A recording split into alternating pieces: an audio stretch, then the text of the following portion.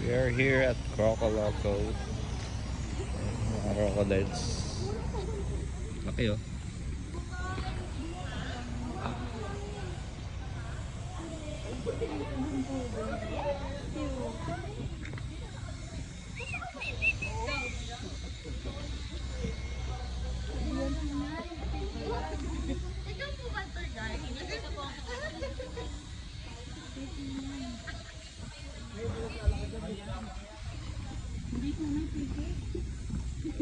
Picture with the baby crocodile, being kuy-kuy. That is only 50 pesos using your own camera and vision. Buhay ba yan? Buhay yan yan. Ha? Ayun no, nasa yun. Ayun no. Laki oh.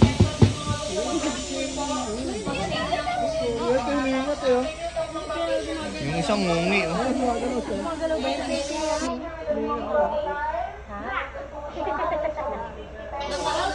Using your own camera. Alam mo tulog yan pero gising yan. Yung mga hindi naman po magpapapicture, proceed na po tayo dito. Laki oh.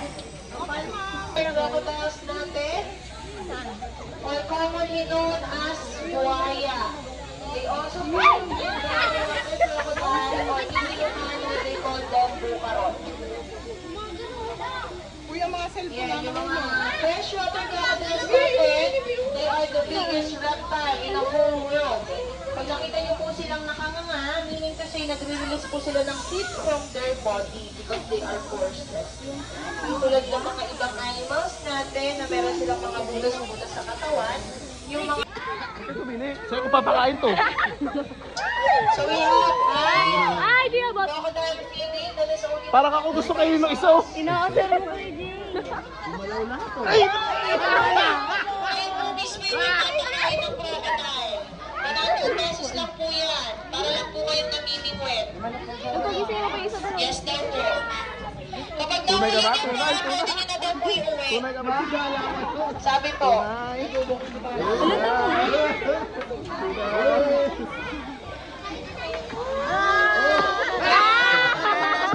Crocodile feeding natin mga kayo. Rare to, rare. Mahirap hanapin sa once human to. Sobrang sarap ng balat nito.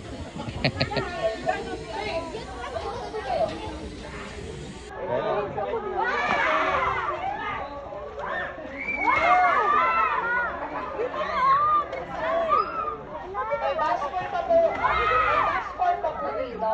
Sige po, ma'am. Lahat dyan. Pag nahuli niyo yan, ma'am, pwede niyo nang iuwi.